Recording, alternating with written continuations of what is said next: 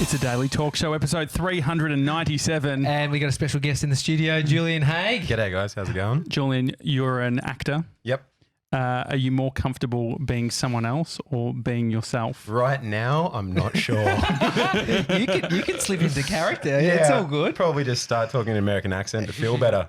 My palms are sweating. I feel like on the plane ride back over here, I was watching Free Solo, Yeah. the documentary. My God. Yeah. And I feel like that right now. The whole time, my palms were sweating. Yeah. And I kept looking at my palms. Just, Jesus, like my palms are just Same like... thing was happening with me watching one. Like it was a similar one on Netflix that was Valley about Uprising. rock climbing. Oh, yeah. Yeah. I just feel so pathetic sitting eating M&M. Like, I'm like, why are the M&Ms melting so quickly? Well, and it's just my stress I've got levels. food dial over my head. There's no chance of dying in this studio, Julian. Okay, well, perfect. Yeah, true. welcome home. I haven't seen you in a couple of years. Yeah, it's been a few, I think. So how long were you in Canada for? All up about 3 years, I think. Jeez. Yeah. Shit. I came back for 6 weeks over sort of like that recent Christmas break. And I didn't know what was happening, if I was going to go back to Canada. And then, the Riverdale asked me back. And so You went back. went back over there. I'll let backstory. Julian and I met through mutual friend Tommy Davidson's cafe patch. Yep. You were working there many years ago, and I used to come in and eat free food. And but then you asked me to film, and I knew you were a model. I didn't know you were delving into acting. Right. And you said, "Oh, mate, can you film a scene for my? Was it your show reel? Yeah, yeah. So am I responsible for getting you the role in Riverdale? Is that the show reel? It all comes back to you, mate. I knew it. It's the only reason Tommy brought you here. We can totally let you believe that. Well, the reason I brought you here is because the showstopper, which is the waffles at Patch, I used to order them Uber Eats. Yeah. And I've asked Tommy to get into Tommy D's ear about finding out what the recipe was for the waffles. And mate, the prick wouldn't give it to me. Tapioca flour. Fuck, we've got it. The show's over. Can you believe that? Is that really tapioca? I'm pretty sure that was it. Well, he actually was Basically, everything was just tapioca flour. I believe the Even sale the smashed of, avo was Really? tapioca. I guess that's because it was a is it still It's paleo? Paleo?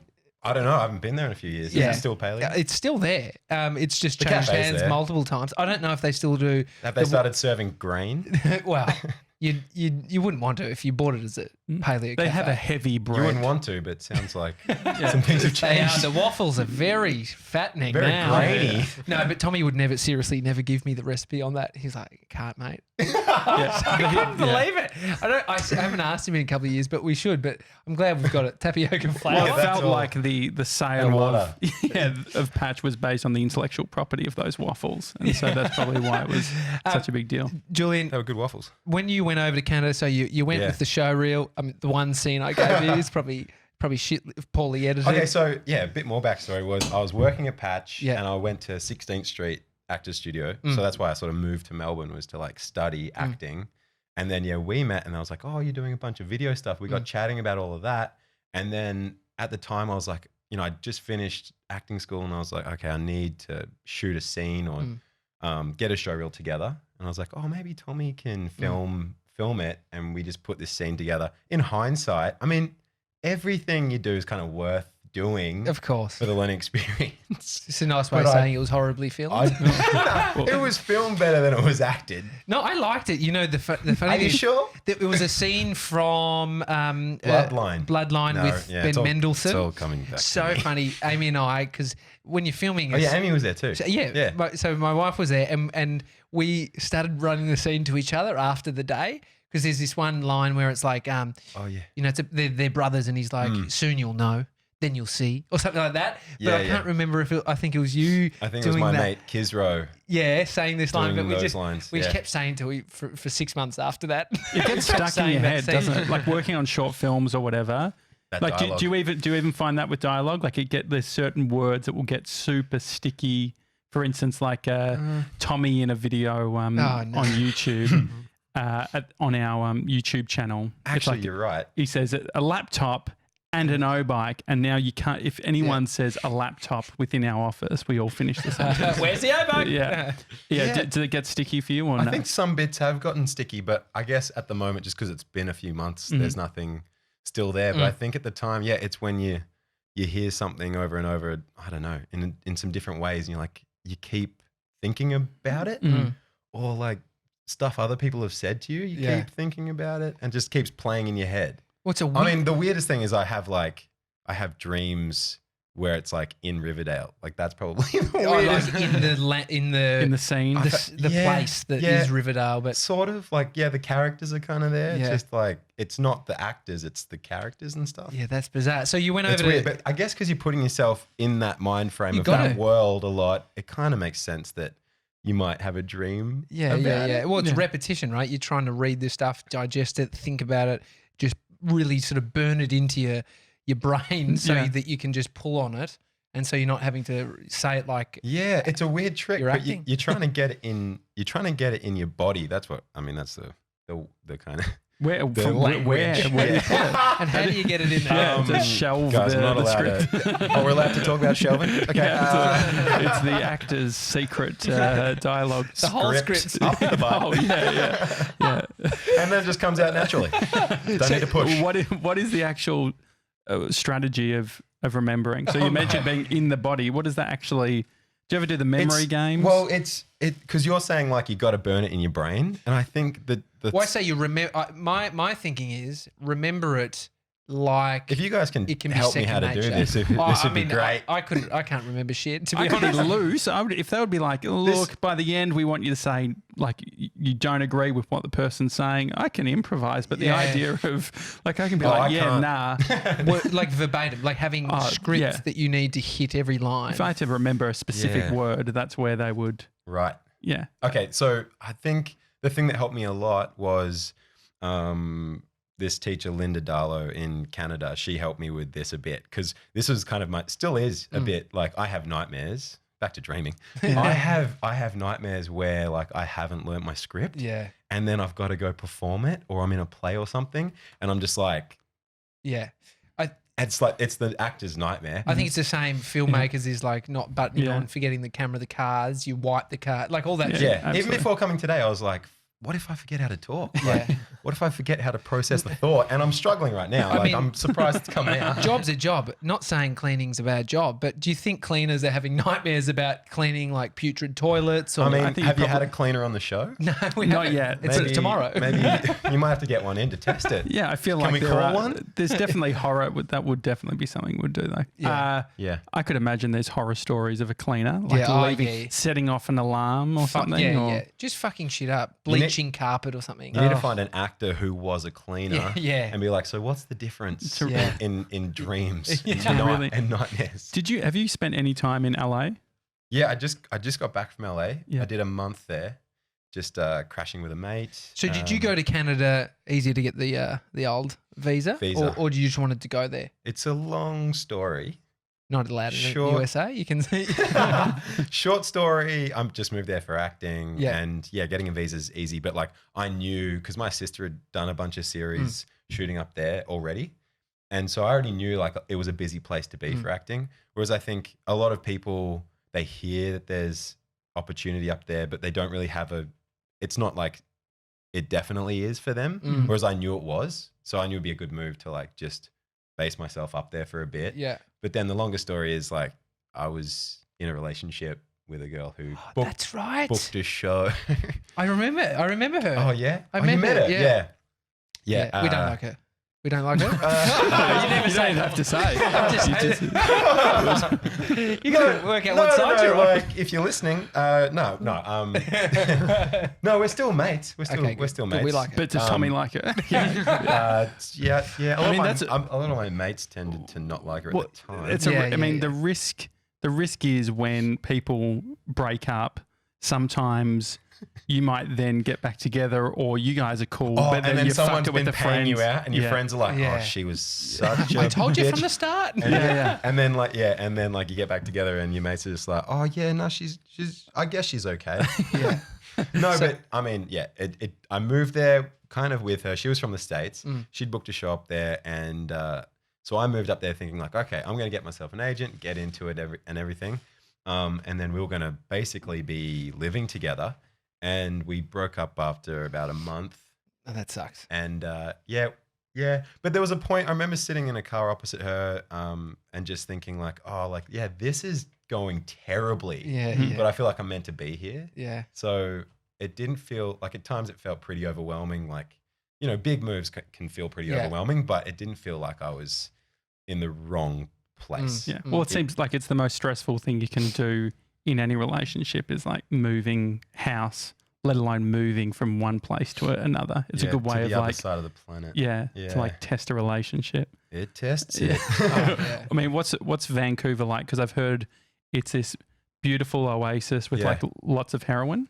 Oh, really? Yeah. Has it got like a big drug issue? I mean, no, the heroin there's great. Nothing wrong with the heroin. No, it's good stuff. No, there's like a pocket in Gastown where it's like a real problem. There's like, a lot of overdoses in the one little area. So it's not necessarily the whole of Vancouver has a problem. Yeah. It just seems like when you're downtown and in Gastown in that area that it's a serious problem. It's just, We've got a fellow Canadian.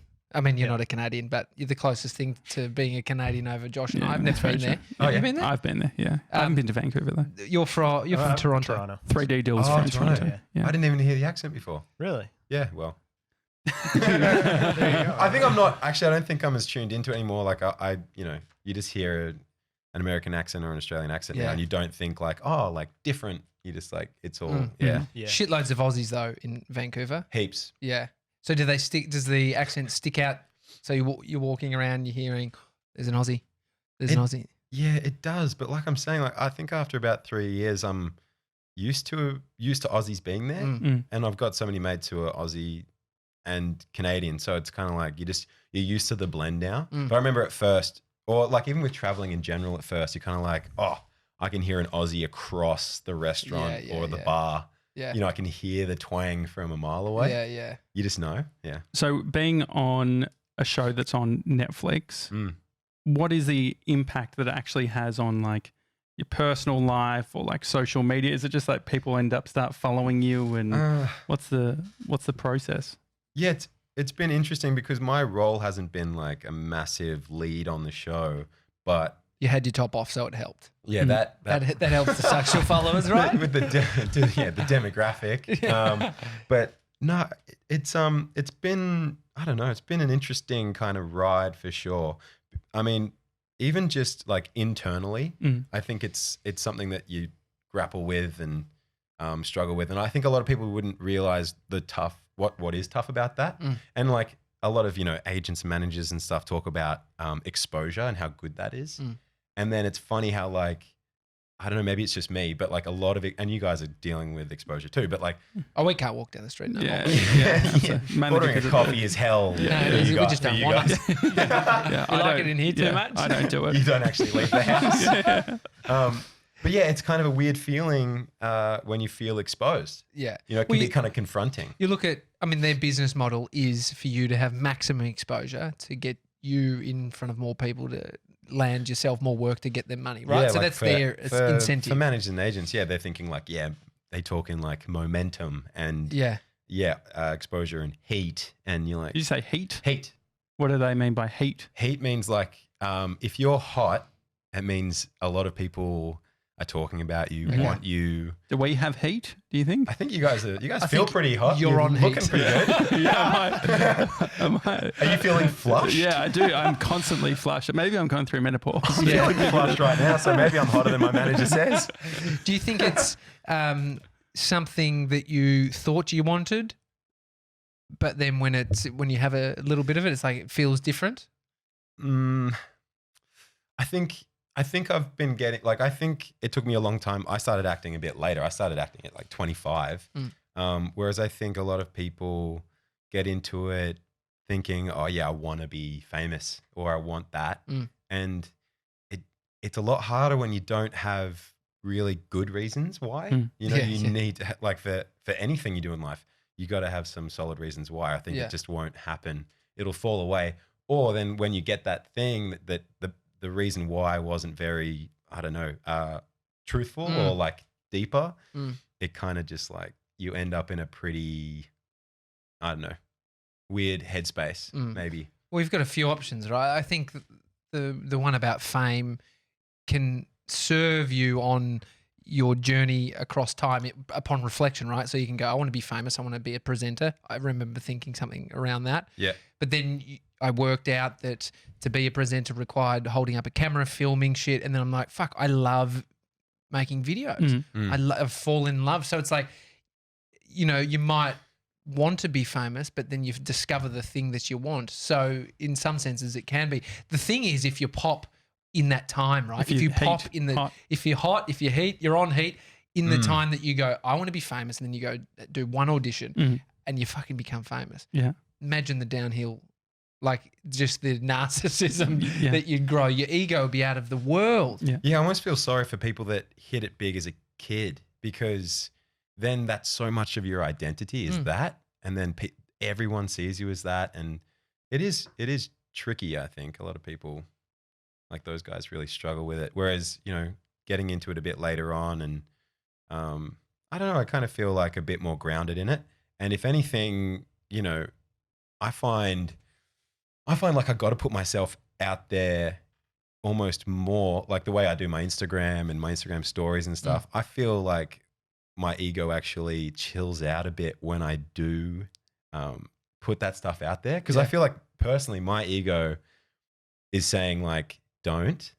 Like, don't put yourself out there. Like, what are people going to think of this? Like, this is rubbish. This is silly. And then you do it and then your ego kind of dissipates and it doesn't really have a leg to stand on because you've just done it. And, you know, and a lot of the time the feedback is positive and it's like, oh, that was really funny. And well, because you're an actor as well. So when people are watching you, they're not watching you, they're watching a character on screen. And so probably social media, the difference between being a presenter and you're doing the acting. Yeah, it's more you if you're a presenter. Yeah, another funny thing with Riverdale and that character is like he's a bad guy. And he's an asshole and it's very in line with you. Very much, very much who I am as a person, just a complete dick. And yeah, I think at first I was worried that people would, and it's probably anytime you play like a character like that, you're worried that people are going to think you're an asshole. Like, and then it's funny that I think that that's your ego saying like, be humble, be nice, be good, be seen to be good. But then, same thing. Then you go and play this asshole on TV and then you're fine. And then generally the feedback has been, you know, oh yeah, he is an asshole. Like we hate that guy, but we like watching him. And that's sort of what I was like, what I was aiming for was like, okay, I want to be this guy enjoying doing bad things. I don't want to be the evil guy that's like, you know, like, screw you. Like, I want to be the guy that's like, screw you, you know, like kind of having fun. Like, I don't think bad guys are really sitting there being like, I'm such a bad guy. You know what I mean? I don't think anyone thinks like just that. Just to be cool about it, I guess. Yeah, like the ultimate example is Heath Ledger, I think, in Dark Knight, where he's just like playing this guy who's batshit crazy and doing some really awful things. And then he's enjoying it and it's felt real. And I think it was one of the first times people were like, whoa, like this guy. And that's why I think people kind of held that up as such an amazing thing. But, you know, and crazy, like he's just like, when he did the joke, he's just like, I'm not crazy. And it was just that simple. And it was like, whoa, this guy's crazy. You know what I mean? Being at home, is there a bit of pressure? Do you feel people asking the same questions? Do you feel like over and over? Yep. What are they asking? Yeah. What's the 5 questions? The paleo recipe for the showstopper. How many times? Oh yeah. You should just put it on your Instagram bio. I've just been saying like recipe. How's Riverdale going? Tapioca flour, cup of water. What? Yeah, it is kind of the same thing over and over, and it does get a bit kind of I don't know, like it kind of adds to a bit of stress in a way because there's a lot of uncertainty. So like I don't know what's coming up in the next few months, whereas most people with their regular day jobs know they're locked in for something for the foreseeable future and what that is financially and everything. Whereas I'm still like really beginning in a way. Like this is my first reoccurring role on a show. And so like there's just so many question marks up ahead. So that when people are like, oh, how long are you in Melbourne for? That's kind of the first question. And I just say, I don't know. Yeah. It's it's a funny thing. I don't know. Maybe I need to have a better answer so I feel more Well, at peace. I I'll just think- be like 6 months. Yeah. Just say something. That's all they want, I guess. I mean, How long what you a- get- That's true. I all mean, they're it asking, is all they're- arbitrary, right? all Like, they're asking you still on the show. Like, is that a nice way of saying, are you still on Riverdale? Or is it still like, why are I you think back? it's just chit chat. I think it's Chit-chat? just Yeah. like the first It's a bit of question. banter. Yeah. It's a Banter? low level banter. But I mean, what are some of the good questions? Banter. How long are you back for? You What are good questions, do you think? If you were to design a conversation that you would like to have, what would you like people to ask? Oh, jeez. Not that question. That's Yeah, tough. yeah. That was too hard. I mean, that's- I can't think of anything That's now. a hard question, Well, but though. the thing is, but it's not. The thing is that for a lot Thanks, of people, Tommy. I appreciate the But backup. the best the people who are conversation- in, but the people who are in Melbourne, it's the only reference. The reference point they have is like, oh, Yeah. you're where I am now. Yep. yeah, That's cool. Yeah. Like, Yeah. and so they're doing it because it's. I don't know, because I think it's a common, having travelled and all that sort of thing. It's No, a common one oh, that I it's think- I think- always the. I think also it's kind of that question wouldn't be so tough to answer if I felt better about the situation. Yeah. So I think, and it's just part of the journey as an actor is like you have to be kind of comfortable in the uncertainty. You know, it's when you kind of like get into that head fuck. Can I say? Yeah. Yeah, great. Okay, the head fuck of just like that uncertainty, and then it's like what that uncertainty produces is like more uncertainty Yeah. and more uncertainty. I think if my mum and dad, I mean, sure, they probably have at times, asked over the time that I'd created my own business about work, like, have you got any jobs? Yeah. Like, it would start being that feeling of like, Yeah. I've got to live in that world. Yeah. And you get better at living in that world of uncertainty Yeah. and the unknown. I mean, your sister, she was Totally. on Limitless. Yep. I love that show. And that just finished. They didn't fund it moving They forward. just did one season. Yeah. It was bullshit. That was great. It was It was like, a great show. I don't know what happened. but I mean, that's uncertainty. You're on a Yeah. show where she was a main Well, here's character. the thing. Yeah, exactly. And here's the thing. It just doesn't end because like she's a lot further along in her career than I am. And she, should be feeling more certain. But just, when she's out of work, Yeah. fun employed, she goes through similar stuff, similar feelings of like, oh, am I ever going to work again? Am I going to, and it's just fear. And it's, I don't know. Yeah. It's fear and saying you want to grasp onto safety of like something. What's tangible. the answer though of someone that you think would be in certainty? Like, what is that answer? I've got a 6-year contract with a network. Is that, And that's the thing too, is like a lot of those people are unhappy because they're like, oh, Yeah. I'm too locked in. And I Yeah. think there's something about actor personalities that float towards the uncertainty as well. So it's a mixture. You need both. So I think how long in Melbourne? 7 months. 7 months. 7 months. It's a solid answer. No, honestly, I think if If I'm you going to actually be say if I'm how going to be many- more honest, then I don't know, which is true. What I think is like if I do go back on the show this season, it'll be at like a few episodes into the season, like 3 or 4 or 5, when they run out of characters and I get to go. Yeah. Well, I think part of it is that someone asking that question, because it's playing into uncertainty, it is revealing personal information that you don't really need to give as well. Like, so anyone can ask. So how should I long, just say get stuffed? No. Well, I guess but it's an How long you interesting going for? No, Get but- stuffed, mate. No, well, Personal question. I'm taking a personal question on this one. Next. No, but do you know what I mean? Like, I think there are times where it's like you having to explain the future of your work and waiting on the fact of X, Y, and Z, and I'm waiting for this deal and that deal. It's actually like It if is you pretty framed personal, it like yeah. that, if that was the question, then you wouldn't hear people asking it because it seems personal. But it's Trojan horsing it in some ways because it's like, okay, what are you doing? It's sort of like asking, what are you doing next? Yeah, totally.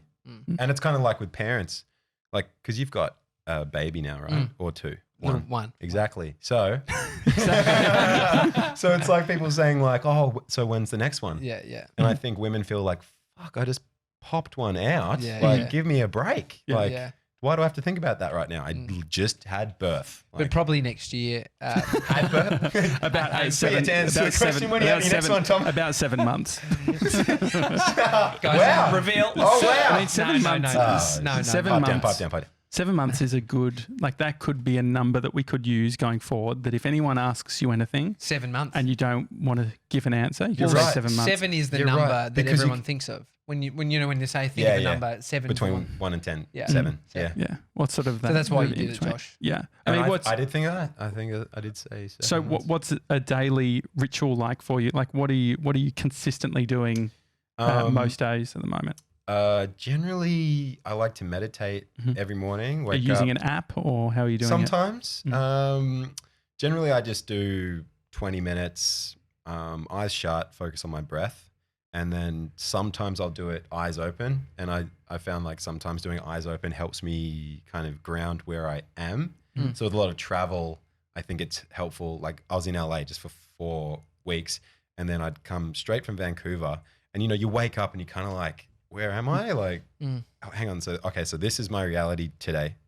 But if you spend time kind of meditating eyes open, I think you're kind of absorbing your environment. Well, you can look at Instagram at the same time as well. Meditate. I meditate a lot, like eyes open, Instagram. Yeah, I did 6 hours of scrolling. meditation yesterday. Imagine if we actually all did that instead of... Wouldn't it be great? Wouldn't it be cool if Instagram could change? No, meditation I'm saying. Yeah, not that's what I'm saying. But wouldn't it be great if there was a version of Instagram where that was helpful? To scroll, exactly. Scrolling that was was the mentally present type healthy? of thing. Like, just now, like count your scrolls.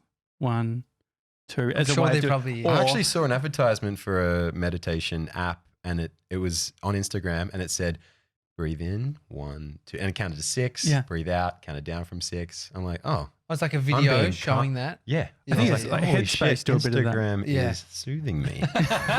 How is this possible? Oh, wow. Doing I love you more now. I did an eye-open meditation just before using an app and I'd never thought it was a thing, eye-open meditation. Right. Yeah, I didn't realize. You put a pillow on your face though. Yeah, because I didn't want to. The light was beaming down, so I just wanted to defeat the purpose. No. It was just. It was like a hat. You could still. It was like that, and so I could still see. Right, but I had this moment where you were walking around. Me. Josh was walking around, and the other Did you realize guys he were was meditating? Yeah, well, I was like, he's having a meltdown or he's meditating. He was just laying down on the couch. I think he's having a mental breakdown. But I was like 50-50.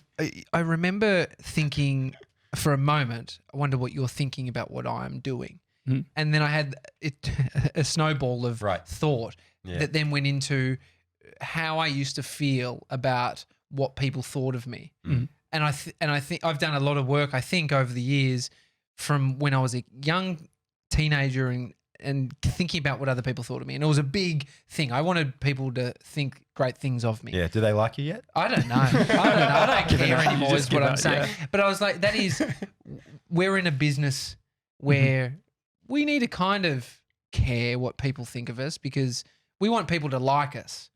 We all want to be liked. Yeah. Well, it's a feedback. You got to get actual constructive feedback. And then I think over time you realize like, oh, the more I just actually enjoy myself, the more people enjoy listening and watching what you do. And I think if you're in alignment with yourself and you feel good about that, and 100%. So then you can sort of outwardly project that and then people feel good about that. And so whether they like that or not, you can, all you're in control of is how you feel about you, right? 100%. So if you're feeling bad, self-worth, that's your self-worth. Yeah. Because I guess because I've noticed when I'll be feeling bad and then I'm I'm annoying myself and then I'm like, oh geez, imagine like what the reaction or like the response is for everyone else.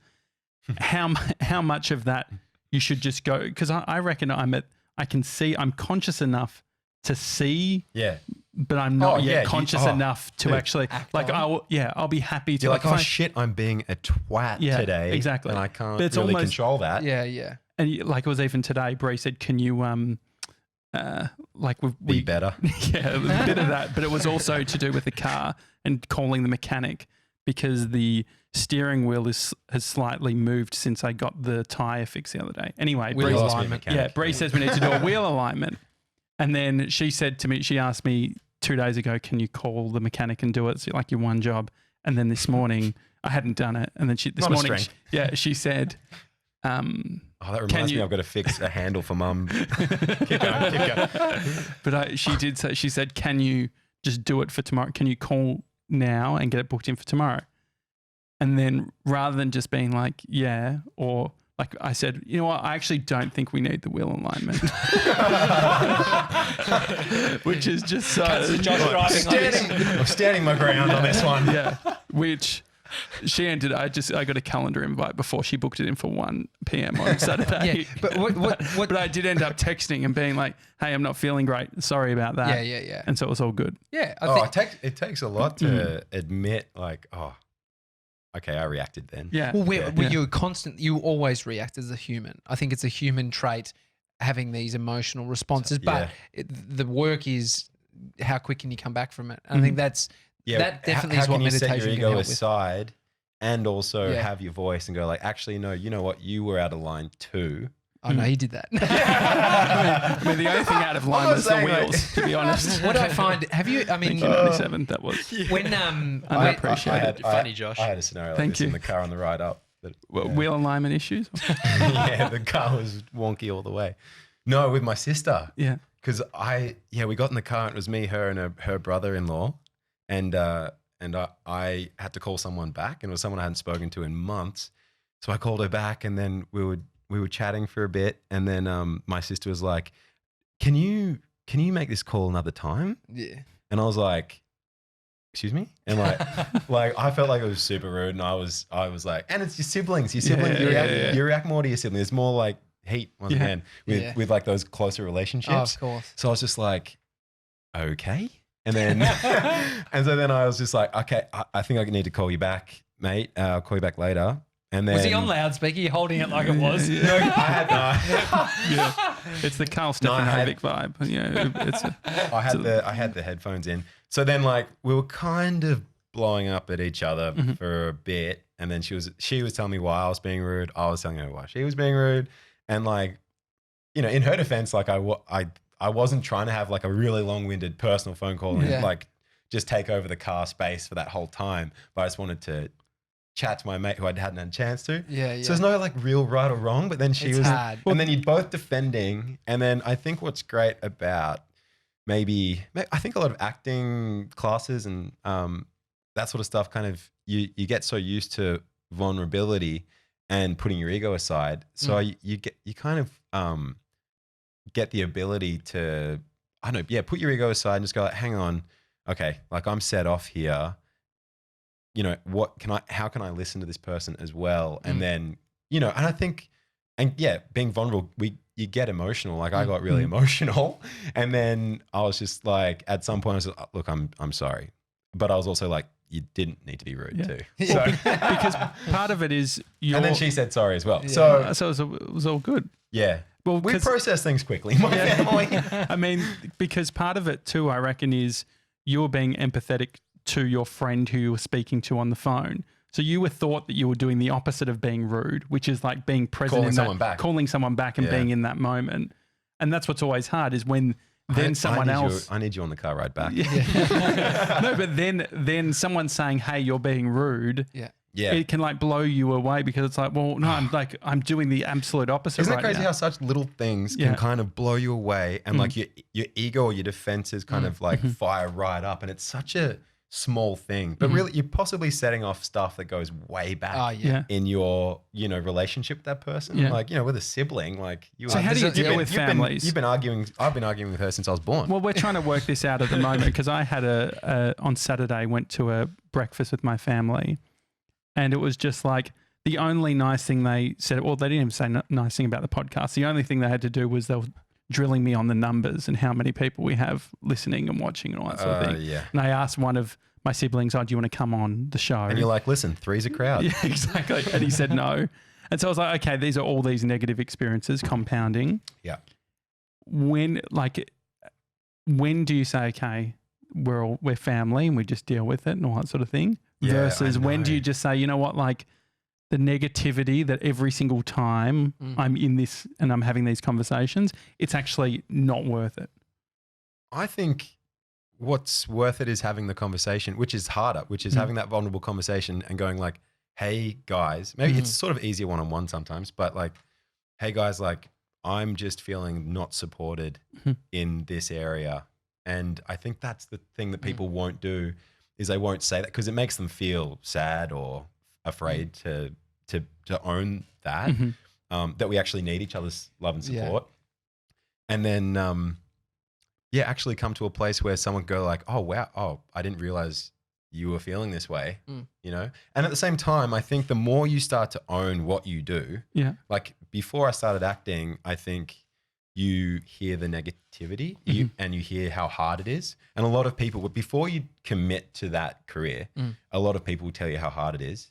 And then as soon as you commit to it, people will still tell you how hard it is, but you stop caring, you know, and you just go like, well, people are doing it. Yeah, I think then you also... People are making a living from everything you can do. But having to, just that tone and having to have that conversation. I do, but it's the hard thing. If we look at what we need to do in life, it's usually the hard thing will get the results. The hard conversation, not hard work necessarily, but that emotionally taxing, vulnerable thing. Or the upstream. I guess like any time going, but the other thing too is I think the only thing that would give me more anxiety than my family being mean is the idea of my family being nice to me as well. Like the idea of mum being like, supportive. Just being like, oh, geez, I'm so proud. It's like, shut the fuck up, mum. You're making me feel really weird. My ears are ringing. I don't know why. That sometimes happens when I get stressed. Oh, yeah. Does that ever happen to you? Can't relate. No. No, I'm joking.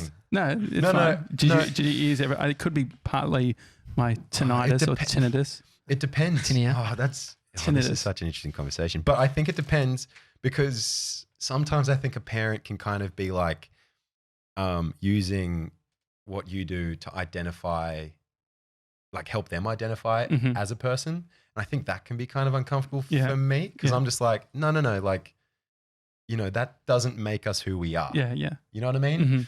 So when it's just like genuinely, I'm really proud of you, I think that's great. But then when it's like, one of two things. If it's like for their gratification or if it's for my gratification or validation, I think that's, I don't know, that's where you start to get into like codependent kind of land rather than like, it's great to kind of depend on your family in a healthy way. Well, you got to remember also, just because they're our parents, we view them in life as the people that told us how to be. You know, they brought us into this world. And so you hold them up, whether you like it or not. I think just I look at how my son looks at me, it's like, I'm his fucking hero. Yeah. I'm the boss. You are God to him. Oh, mate, I can lift him with one. Like, you know, and so I think we feel like, and there's things from when even we're growing Mr. up. 97 looks at you like that too. That's why I love him. That's why I love him so much. But we grow up like that, and it's hard to sort of shake those patterns. And then you realize we're adults, they're adults, they're flawed, we're all fucked up. Yeah,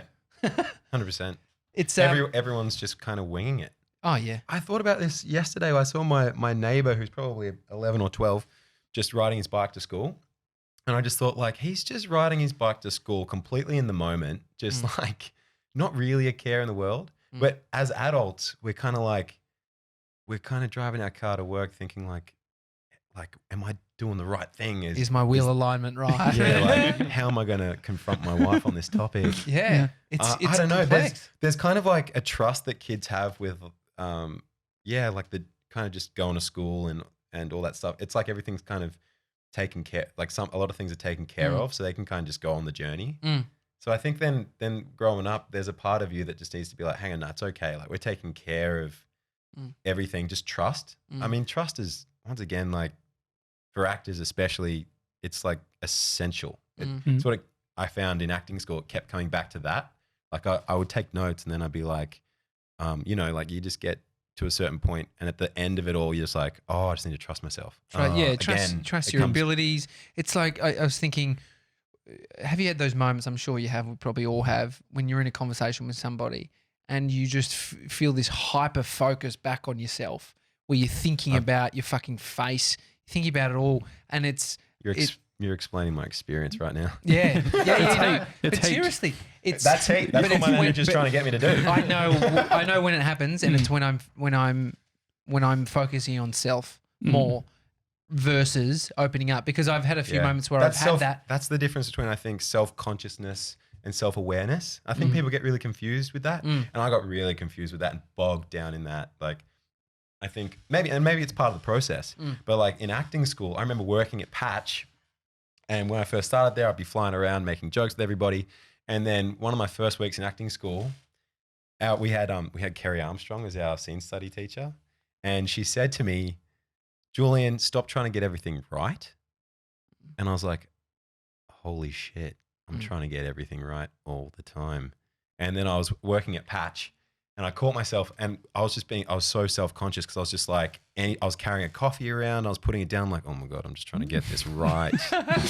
This is so bizarre. Everything I'm doing, this interaction, it's just, I think and then I learned something that helps me with acting is like, okay, let's try and get this take wrong.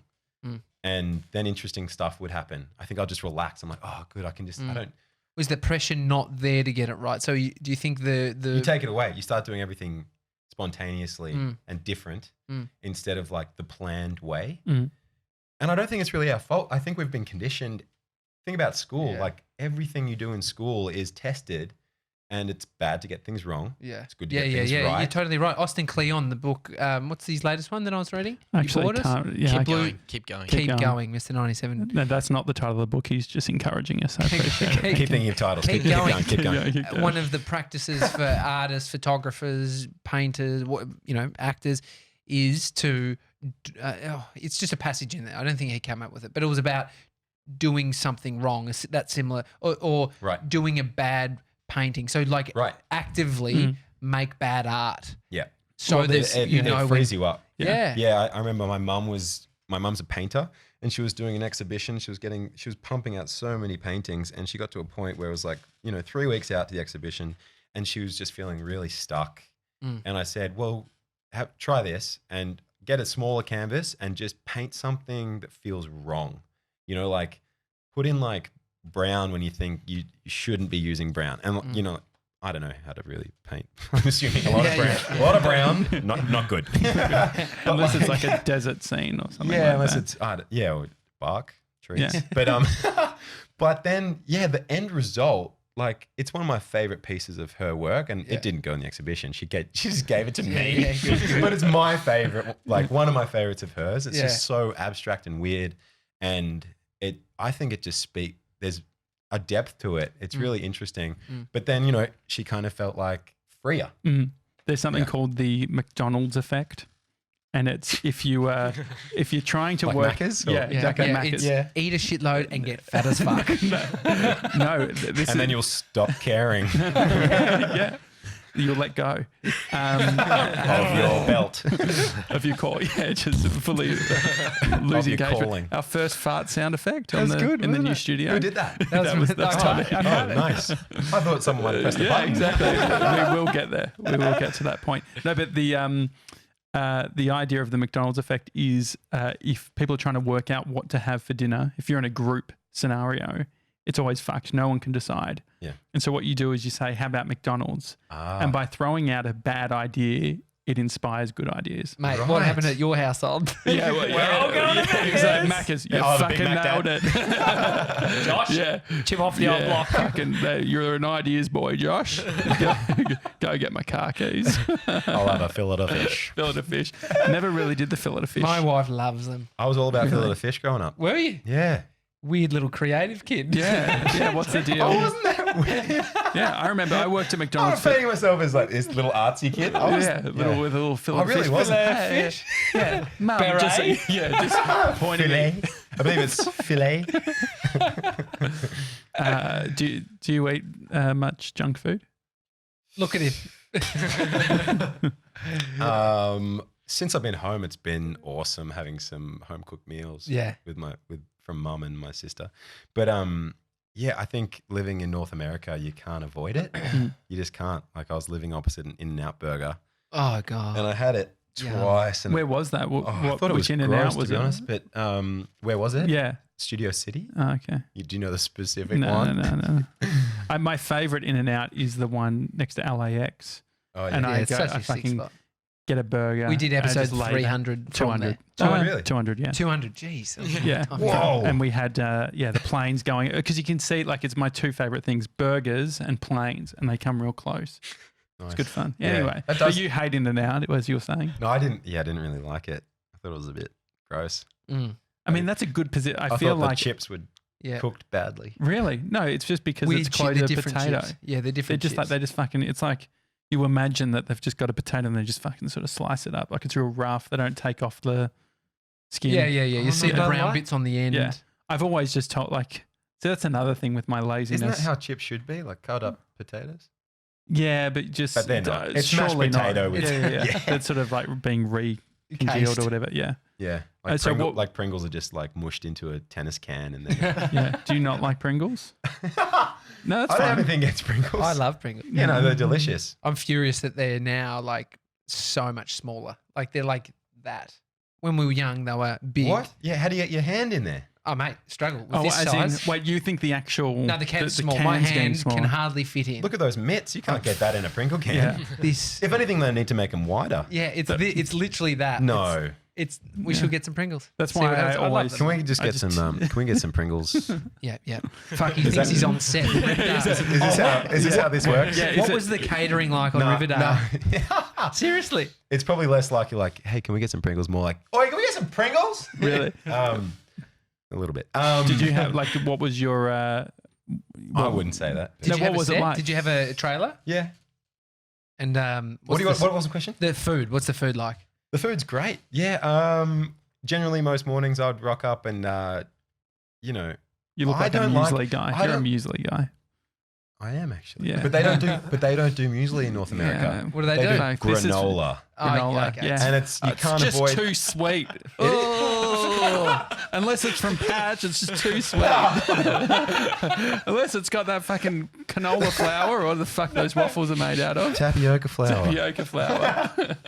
No, I discovered. No, granola's, what's it called? Granola's what's rubbish. the one that I have? Oats. I started. Porridge. Porridge. Yeah. Porridge. You like porridge? No. Yeah, I started having it the other day. But 3D Dill's mum sent over some maple syrup, and I've been just drizzling that stuff on there. It's hard to hold back on maple syrup. He's having wet granola then.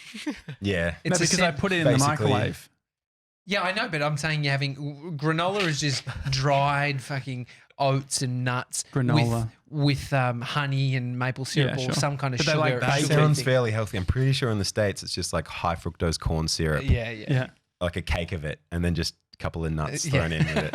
And so you're eating a bit of muesli, and so can you? No, like most mornings, I would get to set and then order a breakfast burrito. That was my kind of meal of choice to start the day. Yeah. Black beans. North America, you can get a lot more black beans than you can get here. Always disappointed. A ton of Mexican food. Yeah, basically. Yeah. And so but no, the catering's great, and they also have craft services. What's craft? Like the nickname's Crafty. Yeah. Have you guys ever been on a film TV not set? A big fucking, not like. I mean, we're on IMDb, but yeah, the daily talk shows. This specific guest appearance will appear as himself on your IMDb account. Great. So you might want to get your people. That's actually why I'm here. Actually, very quickly before we get to the crafty stuff. Is it on your IMDb? It says that you won a gold medal in the university games as a lawn bowl. Correct. Player. You know what's funny too is like a mate of mine, Glenn, who was in the team. He put that on there on the IMDb. He edited my IMDb. Well, because Josh said it was on your IMDb, and I was thinking, why would that be on your IMDb? It's an inside job, definitely at that point. It was. By the grass cutters. That was our team name. The grass cutters. The ECU grass cutters. Yeah. No, we played. Yeah, I got into lawn bowls at uni. Does that mean you just can't play casual? You know, a lot of people are doing casual lawn bowls. Right, nowadays, barefoot bowls. Barefoot he does bowls. it, but he takes it really seriously. Yeah, that's how I feel. Well, it started off as barefoot bowls, and we started a club at ECU in Perth. Yeah, and then we started throwing like parties, and then we had a before I got involved, they had a team go to uni games, and I think they won the bronze medal, and then the next year I joined the team, and then we started throwing like end of semester parties, and because the Aussie unis don't really do like frats or anything, but like we kind of had this big club going. Yeah. And then, and then we started getting right into the bowls. So the bowls club that we played at and that we did barefoot bowls at, they asked us to play like pennants. So I started playing Saturday pennants for bowls for the SAA in Perth. Against 7-year-olds? Yep. Yeah. Really? You must be loving it though. Like you think about it. Imagine I got pretty good at it. Yeah. You won a gold, mate. Well, then we won like the the gold medal 2 years in a row at the uni games, which is like, it's funny because uni games is just a piss up. Like you just get like blackout every night, but we still took the bowling pretty seriously and we wanted to win. Yeah. And then what's funny is then me and my mate Cam played in the club championship pairs for that club and we won. So if you go back to that club in Perth, you'll see like Cam Adams, Julian Haig, club championship pairs, whatever year it was. Yeah. And then for the first 2 years that you're a lawn bowler at a club playing pennants, you're considered a novice. And so then they have the club champion novice championships, club championships. And then, my mate Cam, he came runner up in the state for that. And then the next year, I couldn't do it that year for some reason, but then the next year I won the club championship. Yes. Whatever it was, novice. And then you go into the Western Australian State Novice Championships. Yes. And I won that somehow for singles. And I won $400.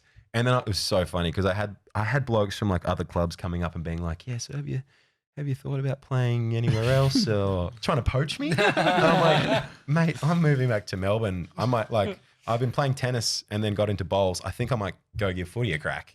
Is lawn bowls an international game? I know it's at the Commonwealth Games. Yeah, they've got it in Canada, England. Yeah, okay. Yeah. Because netball is one of those ones that's like, Americans will look at netball and be like, what is this? That's my American accent. Oh, yeah, that's pretty good. Thank you. What is this? I can do Ryan Seacrest as well. That's He easy. can't. It's Ryan Seacrest here. It's not. It's The word. Was that good or no? Can we get a comparison video made between Josh and Ryan Seacrest? It's Ryan Seacrest here. It's because I do it too fast. It's Ryan Seacrest here. It's too annoying. It's nasally because that's no. He's not that weaselly. He's cool. I think you don't sound cool. I think maybe dial it up a bit more. And then you just take it a piss, Jill. Crafty. You were talking about the craft. Oh, yeah, Crafty. No, it's just craft services. So it's basically there's like a separate truck and it's different to unit. Wait, so there's unit which That's in Melbourne, or like Australia. You're saying the unit trucks. Well, yeah. So unit is like food. Can you tell us like the different? Is that maybe they call it crafts? They call it craft services in the? Okay, go on. Basically, there's usually a tent set up with just food that'll be there all day, and there's people taking care of that. Because like you do forget how many people are working there, long hours. In Australia, we call it unit. Whole day unit. Yeah. Where there's just food sitting there. Yeah, there's food sitting there, which is weird because second unit's out filming and then you've got fucking unit that's just fucking like, you can get some chippies, you know? Okay. So that's what it's called here. Yeah, okay. Yeah. Didn't even know. So how many people are on, say, you'd rock up for a day shoot? Well, how many people are there for an episode? Or are they doing multiple episodes? Do you mean crew? Yeah, crew, like for the whole operation. It completely depends because, it depends on the scene because if you're including extras as well, like we did this scene and it was like a casino night at this, her speakeasy, Veronica's speakeasy. And there was something like 60 extras on set, which is like you wouldn't think they'd need that many people, but they get them on hand and dress them up. And so then. Sounds annoying. I've seen Ricky Gervais, his show. Well, they all seemed annoying. I love that show. It's such a Is good there show. any similarity between? Oh, it's bang on. Yeah. Yeah, I've done a bit of extra work before, and I just remember the conversation. The funniest thing to me is that extras sit around getting annoyed at sitting around. I'm like, what did you think you were getting? What did you think? A, what did you think you were getting into? And B, you're actually doing a fairly easy job. Like you don't have to do anything. It's because they want to be the person at the front, don't they? Can you do? I don't know, maybe. Like when you're an actor, when you get like your biggest role, can you then? Do you still feel like you can go down and do the extra work and all that sort of thing, or is there a sense of like I'm not touching anything below what I'm working on now? Oh, I see what you're saying. Well, I mean. I think the thing I don't think I'd do extra work mostly because like if I was to do, for a few reasons, but like if I was to be an extra on a show, then I couldn't act on that show later on if they've seen my face. Yeah. It makes so much sense. It's literally like we wouldn't be digital content producers for another company or something. Yeah. And then I think, I don't know, when it comes to taking roles, I kind of think, it's a bit like that. Like I think some agents, they call it burning their actor, where it's like if they if just say an actor books a role that's like one line, and I've done plenty of those, but like if they book that, then they can't do the bigger thing, like within that show. You mean exactly Yeah, in that show. Mhm. So I think sometimes that might be a decision that people make is like, oh, we don't want to burn him on that. Mm. A lot of temperature related sort of your a hot, lot you of can't get temperature burning. stuff, Yeah. Don't want to be cold, Yeah, but the funny thing is, you would assume that burning which in is Canada happens a lot. Yeah. is Vancouver really cold as well? Yeah, in winter. Okay, that makes sense. It's Canada. Right now it's warm. It's summer. I don't want to sound patronising. No, it's really not. Vancouver right now is middle of summer. Does and Vancouver it's have the really extreme? Because Toronto, where 3D Dill is from, it gets really muggy, disgusting. Yeah, it gets real muggy in the summertime. Mm. It's kinda Humid. gross. Yeah, real humid. New York Really. is like that too, right? Ah, Yeah. They're pretty New similar York. temperature-wise. Mm. Never been to New York, but I'm just assuming. I went to New York when they had like 10 days straight of like 110. Oh, imagine you And in it was- jeans and a Oh, jumper. it was disgusting. I was just Definitely in like, jeans and a jumper still, Yeah. weren't you? it was very humid. Yeah. And it was just like the Airbnb I had no light. And so I'd wake up at like 10 in the, you want to wake up early when you're traveling, but I was up at like 10 in the morning and then just going out. It was, gross. Oh. Anyway, not ideal. Julian, what's Yes. what do you sort of what's next for you? What do you want?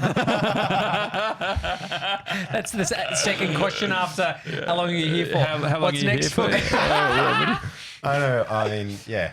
No, you don't actually have to answer that. But what's No, I'm happy. I'm happy to answer that. I didn't want you to. That's a joke. Well, no. So if we're I can tell you what my you're waiting for. aspirations Yeah. are. So there's things that you're waiting for. It's a bit of like a choose your own adventure. But how I much wish is you it? had. Yeah, well, you don't really have much choice. I didn't say unfortunately. you choose the adventure. Someone else is choosing my adventure. Well, I think being clear on what you want, that sort of main thing, and then that can help numb that pain of uncomfortable and sort of unknown, right? Yeah, Because you- if you're like, you gotta I know come- where I want to get to, and so that's where I'm going. Yeah. Well, that whole visualization thing it's a funny one, but it sort of has happened the whole way so far. Is like even at a point where I was overseas doing other stuff, and then I kind of was just like, okay, I want to go to acting school, and then I saw, okay, I'm going to support myself working in a cafe, going to an acting school, and that's going to be my life, doing that. And then at a certain point, it was, okay, now I see myself with an agent auditioning for stuff. At a certain point, like I wasn't, you're doing self-tapes, you're going out for auditions, and that was just an idea. And it's weird how then it happens. And then, and then I kind of, even when I was here, part of the reason I didn't really want to stay in Australia and in the industry here was because I kind of felt like I wasn't going to get much of a crack, that I'll just be seen as kind of like, okay, he's like, he's done modeling and this is, he thinks he can act kind of thing. Whereas I just felt like if I go over there, I'm a better shot at getting seen for roles. And that they're not like, it's a funny thing, but like being good looking won't hold me back. Yeah. Which Or do you think that as a model who's, because you're a model first and then got into acting, is that how it sort of came about? Like, were you doing sort of photography specific stuff? Yeah, first, I started modeling like about 21, and I'm really glad that I did it because it kind of pushed me outside my comfort zone to a certain point. Like there was a time when I just was scared to get in front of a camera, and even just, you just kind of, okay, what do I do with this?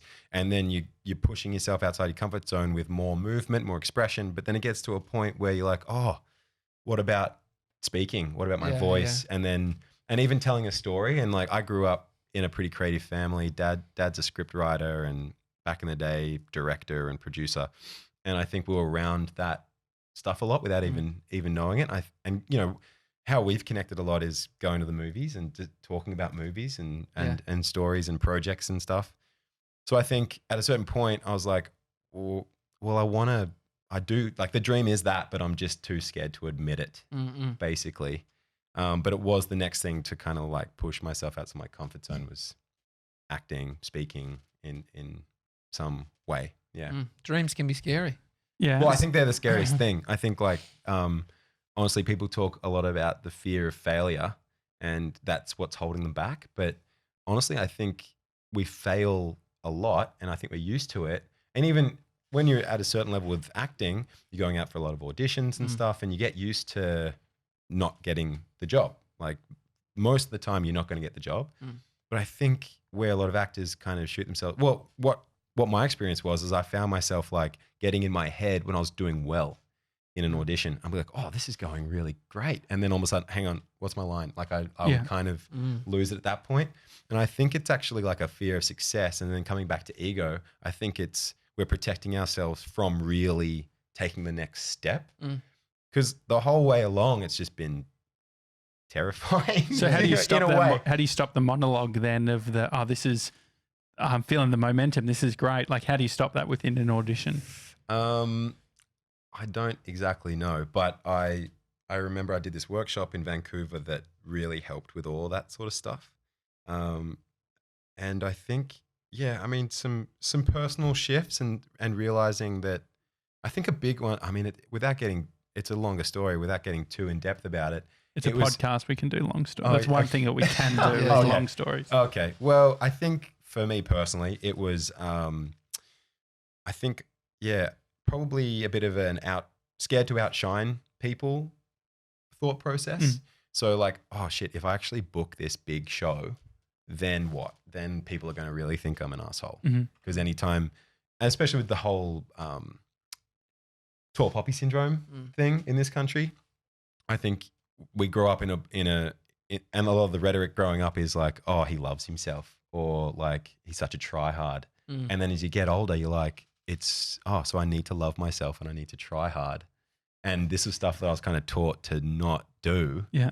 Which is kind of a funny thing because I think a lot of Aussie actors going into the States, in a way have something different that Americans don't have. And it's like a humility and a work ethic. But yeah, it kind of gets, I like that though, because tall poppy syndrome, people who are, are doing that to other people, bringing people down, pointing out their successes and saying, maybe there is that fear of success for themselves. I think that plays a part with a lot of us. I think a lot of it is jealousy and, if you're a person who's got this, there's a dream in the background, but you've just decided like, I'm going to do what I was told to do and whatever this safe thing is. Yeah. I think then there's a little bit of maybe self-resentment or resentment towards whoever told you to live that way or whatever it is. And then when you see someone who's big going after their dreams, pretty quickly you're projecting that onto them and going like, well, you're an idiot. And finding a way to cut them down. And I think there's been so many moments where I think I've just gotten over that in bits. But one of the main things that I remember was the director of the acting school, Kim Courageous. We had a meeting one time halfway through the acting course, and she said to me, I was sitting opposite her, like kind of like, really kind of hunched forward and kind of small, making myself small. And I felt kind of not intimidated by her, but just like I really, she's like kind of the head of the school and you feel nervous, even though she was like the sweetest person ever. And she's like, oh, how's the year going? And I'll be like, oh, like this and this. And she'd be like, okay. And she just stops you straight away because she can just read you that quickly. Yeah. She'd be like, what's stopping you from being big? And she was like, sit back in your chair, make yourself big. Put your shoulders back. Physically big. She was all of it. Take up as much space as you can. And I said, fucking hell, yeah. Just foot up on the table. And then she was like, how does that make you feel? And I said, I feel, uncomfortable. I feel scared. And then she was like, well, what stops you from being big? And the first thing that came to my mind was, well, when I'm big, people cut me down. Which I think growing up, a lot of Aussies have had that experience. But for me growing up, I think I've kind of copped that quite a lot. And then, and she was like, well, what about when you're being small or when you're not being big, do you still get cut down? And I was like, well, yeah. yeah. And she's like, well, why not then just be big? Yeah. And it's an interesting thought because really being big, I think, is kind of like, why not just be you? Like, and, express yourself and do the things that you want to do. So I think I started taking more of that mentality into everything. And then, you know, you have these fears, they pop into your head and you're like, you know what? But like, I still think I can do this big thing and I want to do it. And that's probably, you know, not only going to feel better for me, but if anything, people will look at that and go like, oh, wow. And like the kind of the response from being overseas and booking something big overseas has been like that's amazing. Like that from people here and even mates. Like I was down at the local footy club down at Red Hill Footy Club on the weekend, and I kind of feel myself shrinking a bit because I don't want to come across as the braggadocious. Yeah. Is that a word yet? Yeah, braggadocious. Yeah. Donald Trump put that in. Did he? That's right. That's a Trumpism. Braggadocious. I don't want to come across braggadocious. It's a great word. Yeah. Is it completely made up or it exists? Mr. 97. Mr. 97 is Googling. braggadocious. Is that a thing or no? It's a Trumpism for sure. It's as real as his hair. No, I think it's actually in there. It's in the Cambridge dictionary. So. Okay, what is it actually? damn, what's the it's a definition real of word. braggadocious? Trump's got one over me. Praising yourself or speaking too proudly about your own achievements. Oh, Yeah, damn. of course. Oh damn! I mean, I remember hearing him say it. And I thought, oh, he's making words up now. definitely. So you go to the footy club. Yeah, and- like I didn't want to come across like, oh, same thing, same old stuff, like full of himself and a try hard and all that shit. Yeah. And then you're chatting to just, you know, guys that you went to primary school with who are just like, oh, that's insane that you've been doing that. Like, that's incredible. And, you know, you still cop the few little backhanded like jokes and whatnot, just like, oh, you're a big celebrity now, which is like, oh, sometimes just like, oh God. But like that sort of stuff, I don't know, when you own, same thing, when you're owning whatever it is, it's kind of a bit more water off a duck's back. How does someone that you would look to that would handle themselves in a situation like that? What's the Jules that would walk in there big, but big doesn't mean you're saying, I'm on a fucking Netflix show. Fuck No, you. You know, no. like that doesn't mean that just being big doesn't mean that that's what defensive. you'll do. Going in there. Yeah. It's, But and also I like think it's just going in and kind of like letting those ideas of what you think people are thinking and what you think people are going to say, let that go and then just be present with people. And then I think is it bringing focus on self when that happens? It's like me looking at somebody and I'm thinking about my face and what they could be thinking about what this is. It's like I'm totally fucking thinking about me. I'm not thinking about them. Right. I'm not thinking, I wonder how they're feeling. Yeah, I wonder what their experience And I is in think- this moment. Yeah, and I think that has happened a bit where I'm like, okay, I just feel super self-conscious right now.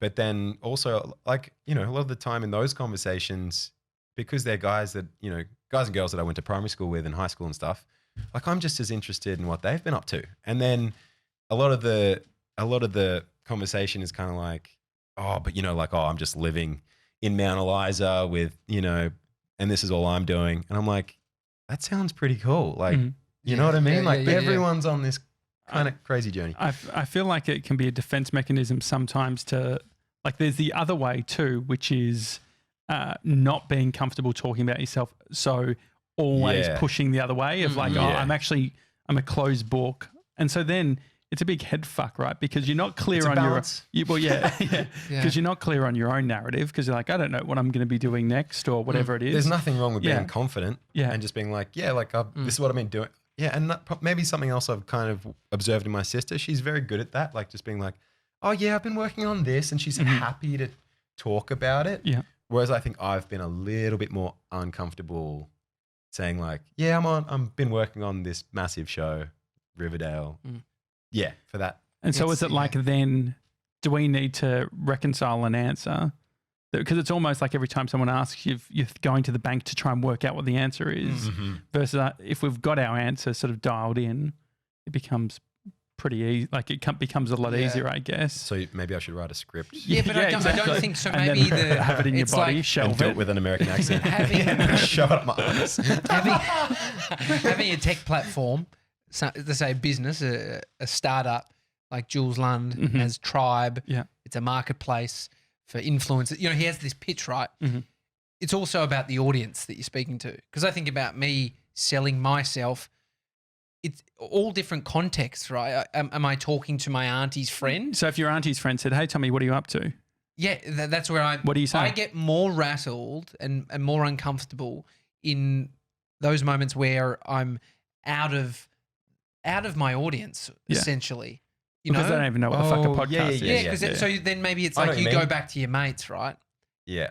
For you, you're in the business of selling your best self into casting agents, into, networks. So when you're in there and they say, Jules, what do you, Yeah. maybe it's a different sell versus I get like that when I go to a party. I'm like, I can't be fucked talking about that I've got this podcast and I've got this. I don't want to talk about that. Because we also fall into like justification mode, I feel like, as well. Because then it's like, as soon as I talk about the podcast, they're like, oh, how's it going? And it's like, oh, yeah, it's Rubbish. good. It's like, how many people? Yeah, it's almost like you want to do that because it's easier. It's just interesting. We had our friend Josh Pitterman on the show a few months back. And he talked about these exact issues. He's someone who's traveled a bunch for work, but it's like the people that rattle you, it's always like your mum's mate or whatever. Who's like at a cafe being like, Susie? Yeah, Susie. Susie just knows how to fucking, she's at a cafe It's at so Q weird. and Susie just knows how to cut real fucking deep. Cute little career, don't you? Yeah, exactly. Little podcast.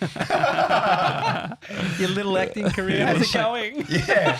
Are you sure that podcast is going anywhere? Yeah, It's yeah. like, A lot of effort there, 7 days. listen, Susie, what the fuck are you doing? Susie, what are you fucking doing every day? So being back in Melbourne, what are some of the things that you, specifically Canada, how much time did you spend in Canada in total? It was about 3 years all up. Mhm. I basically milked a 2-year open work permit. I extended it a couple of times. But yeah, it was about 3 years all up. Came back a couple of times over Christmas time. What do they have right in Canada that you wish? I was when I was Not much. really 'Cause No. when I was 21, I actually applied for the green card lottery for the US. Oh yeah, But one of my main reasons. you get it? No, I didn't.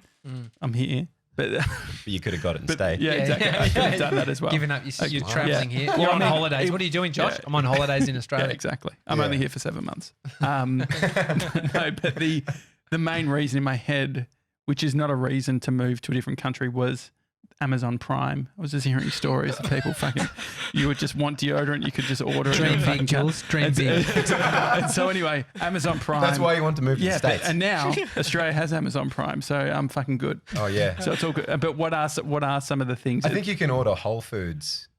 Or you Yeah. used to be That'd able be to. In the States, you can order Whole Foods. Amazon bought Whole Foods. Yeah. Right. So it's probably. Do we have Whole Foods? No, we here? don't. no. There's About actually. life. Never mind. Scratch that. Well, there's a Similar. trademark. Someone owns a trademark, so they can't get it. Can't get it here. Yeah.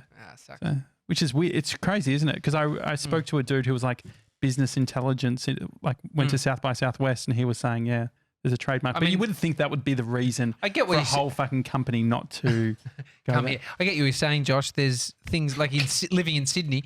There is the fucking Opera House, No, the Sydney Harbour Bridge. the pedestrian crossings where you press the button and it goes red or green. It gives you a countdown of how much longer you have to Oh, they've walk. got that in Vancouver. Oh, Okay, really? that's good. That's That's, a what reason we to need live that in places. Melbourne. Yeah, the countdown. We need that in all over Melbourne. the place. The countdown is great. It's so stupid that we don't have a countdown Yeah. here. Yeah, it just goes from green to red, and then you're like, "Fuck, I'm in the middle of the street." I mean, Yeah. we're worried I about. might get run over. Were you here when everyone was? Luckily, crossing this street over across the road, there was a that's big a big sign one. that said "Give way to peds." They've got the pen sign, but they don't have the cut fucking through. countdown. It's Get your priorities Well, straight. think about So I it. was like, "Okay, I'm not going to die. He's going to give way to me." Well, think about how much space the give way to peds sign is It's versus big. a count. It's big. How hard is it to fucking give us 15 seconds? Okay, but here's an interesting thing because I was for the longest time in Vancouver, I was like, "Great, I've still got 4 seconds. I can make that. I'll just sprint and I'm good." And yeah, I've got a countdown: 4, 3, 2, 1. I'm already across the street. Then it was at some they had some police on a few corners for some lock up for a street festival, and then I started crossing the street thinking, "Oh, I've still got 12 seconds. This cop's not going to give me a hard time." And he goes like, "Excuse me, sir, do you realize that as soon as the countdown starts, you're meant to not cross the street?" What the fuck is the point of the countdown then? What is the countdown? Well, apparently it's for drivers. Yeah. but hang on. Is that true? Yeah. So with the way that the law works, Bullshit. the way the law works, Okay, if The law it has versus it how has people a are doing walking it. Person silhouette. If that sign is showing, you're allowed to walk as soon as it starts counting down. That's silly. You're supposed You're to not stay. meant to start crossing Yeah, the yeah, street. yeah, I mean, I've run across with Yeah. 2 seconds. I think before, that's the same here when it starts flashing. You're not meant to start Yeah. if you're halfway through. It's like, Yeah. yeah, sure, whatever. Oh, okay. But anyway, that's what I want. I'm glad here. we got the rules anything down. else? People Was there people anything listening to else this who are traveling to Vancouver, No, you oh, are yeah. now safe. If you're walking in a city where you have access to the countdown, if you send a photo of the countdown with you walking across, we'll send you stickers. Yes? Can we do that? Email. Yeah, we can do that. Yeah. Hi at thedailytalkshow.com. Put your name and your You can address. feel the excitement building. Yeah, no, this Yeah. is big Big. for us. This is big. We'll get the other stickers across soon anyway. I'm going to send Long this story. podcast to my mate Steve, and he's going to get some stickers. And so, what other things in Canada do they have right that we need in Melbourne? all I can think about is stuff that Melbourne's got right over Canada, because I just went to a cafe, Melbourne cafe, and the coffee's incredible, the food's incredible, and like that sort of stuff's just starting to come into Vancouver. Yeah. I mean, 3D Deal's blown away. Spent a lot of money I on coffee completely here. Agree. Yeah. I completely But agree. one thing that I like, your whole budget goes on Smashed Avo. Yeah. yeah. Well, the thing with the US that I like, which is very backwards, but I like it, is they're very loose when it comes to like plastic sippy drink, like water. Like you can just like take away. They'll give you a big straw, like a straw, and you can just be drinking Mate, water. I went up to Starbucks You and like that? I had a plastic cup. Which And is I was bad. like, can I just can you just refill that? She's, oh, don't worry, sweetheart. And she throws the thing into the bin and just pulls up another one. I was like, I didn't need more plastic. Oh yeah, like is this in the States? In the States. Yeah. That was Yeah, I in think- Hollywood. The States, yeah. I mean, I think they're a bit behind when it comes to recycling. Oh, and yeah. Yeah, They've just that's what I was changed surprised- straws and stuff. They've just started doing that Whereas stuff. LA's also its own little ecosystem compared to the rest of the country too. Like I think in LA, it's just like, oh no, you do not use plastic straws. Whereas probably the rest of the country, rest of the 340 million people yeah. are probably pretty straw happy. It's a different ballgame. We've got 24 million here. Or something like that, 27 million. Straws? No, Australians or We have 2 straws people per within person. Australia. Is that what you call them? In comparison, We there call was- them straws now. No, there was in Munich, they're like super strict. But that's right. with You it. wanted to take away. No, we ordered takeaway, and then we're like, might as well just sit in.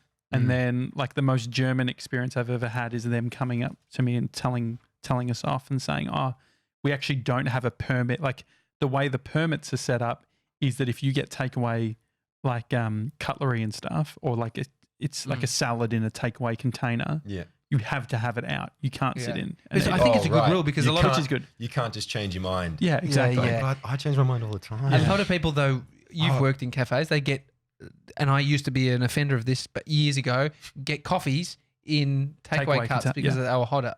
I just fucking ended up going back to glass. I just like, I'll have a glass and smash it Yeah. quickly. You would have done a lot of hot, strong lattes in cafes To take away, and then To take people, away, but- and then people have drunk but them. sit there. They in. sit there on purpose. So they're just Yeah. like the takeaway cup. Yeah, I didn't get offended though. Nah, I never offended myself over it. It's I just upsetting. stopped doing it. But then now there's a. I mean, kinda- Josh posted I a do- fucking photo of him drinking a takeaway coffee once, and this and guy someone called just- him out. Yeah, I got called out. What? Yeah. Someone working there or just? No, just a Just a random patron? Yeah, a patron of. Hey mate, what do you think you're doing with that takeaway coffee and sitting there? You're taking someone's seat. I know. Well, no, I took away the. fuck off, mate. You can't even. Seriously, I needed you there. I mean, talking about cafes before we went on Where's air, common sense gone? you were you're known as I was going to say gossip girl, but you have first-hand knowledge of a love story. The Andy. Oh, yeah. yes. Well, yeah. I mean, Working at Patch Cafe. I've heard this a few times because it's Have ya?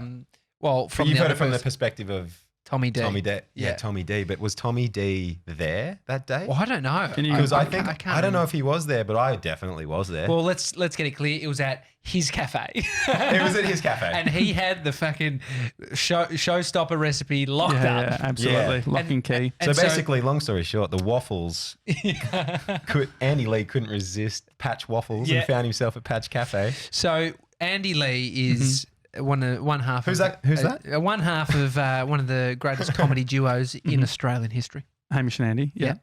And so They are legends. Like, Yeah. I love their podcast. Oh yeah. Well, we asked him before he got here.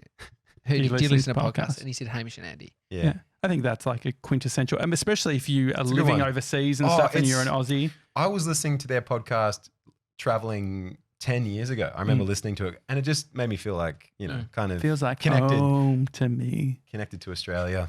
Yeah. Yeah. And so you were working one day and working. You can tell us the story. Well, Beck Harding was working at Patch. And what happened? Basically, Andy I think he'd come in a few times that week within a short period of time. So, For the waffles? For the waffles. The waffles are very good though. But I would do Uber Eats. I was a beta tester for Uber Eats. So I got free, But it wasn't the reason why you did them because you kept doing it after you got. Yeah, well, they fucking hooked me, didn't they? But I got like a $200 voucher and they're like, you can use it. And they used to have it where if the Uber Eats driver didn't come to your door, they would give a $20 credit. Yeah. The best part about my apartment block, there were no car parks. So those fuckers never could bring it to the door. And I was like, so you accumulated a lot of money. So I got a lot of cash money. Hence why we're eating this banquet today. Exactly. All off water. And so so I did have the waffles from Patch using Uber Eats a lot. But anyway. You just want to be a part of the story. This is how he ties into it. You got it. I like the waffles. Go on.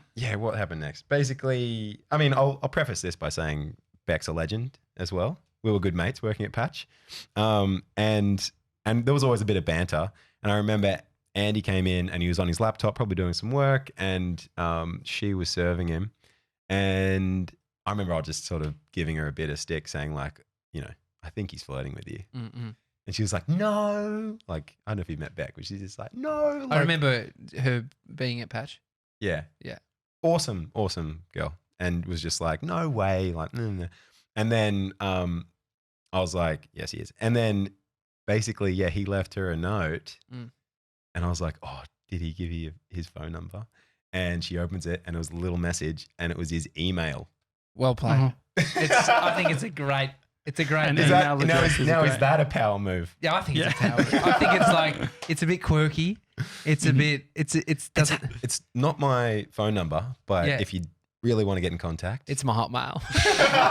Did you look at was it a Hotmail? I can't remember. For the purpose of the story, it was a Hotmail. Yeah, no, it was Andy at Hamish and Andy, just in case you didn't know. It was Hamish@gmail.com. It was info@hamishandandy.com. Just send it there. We'll get to one of us. Finance. The receptionist will set up a date. No, but I feel like And they've been together ever since. Yeah, that's cool. the email does work. I mean, but the dating scene nowadays, like, do people even? We did a whole bit with Mr. 97 looking for love, and there wasn't even phone numbers involved. It was all Instagram DMs and shit like that. Yeah. I think you could get pretty far down a relationship. Instagram's the new Tinder. Yeah. I like meeting somebody in real life as how I start a relationship. When did you meet Amy? I met her in Bali in 2014, 15. Yeah. Yeah. That was before the internet. I mean, I just happened to have a chance encounter with her. So, and then my previous girlfriends I've never met. It was all pre-Tinder anyway. It was all pre-Tinder. Tinder, right? When I was still single, just before Amy, I was on Tinder a little bit, but nothing. Could you log in? Could we log in to see what the bio is? Would it keep it? Or can you not log in? Nah, I wouldn't have ever done it. I'm not the kind of guy to put a bio. Nah.